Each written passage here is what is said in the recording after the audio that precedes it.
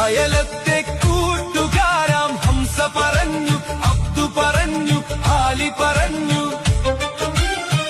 അഴകൊത്തൊരു സുന്ദരിക്ക് ഞാൻ പ്രാണനാണെന്ന്. കാണും ഞാൻ അവളൊരു ഭാവം, കണ്ടാലോ പരിചിത ഭാവം. കാണും ഞാൻ അവളൊരു ഭാവം, കണ്ടാലോ പരിചിത ഭാവം. നിലയുടെ കടവിൽ, ചിറയുടെ പടവിൽ, കുടയുടെ മറവിൽ, അവളുടെ പിറകിൽ നിനച്ചും വിരച്ചും പിന്നെ അവളുടെ അരികിൽ. ഈ പ്രേമം എന്തൊരലാക്കാണ്.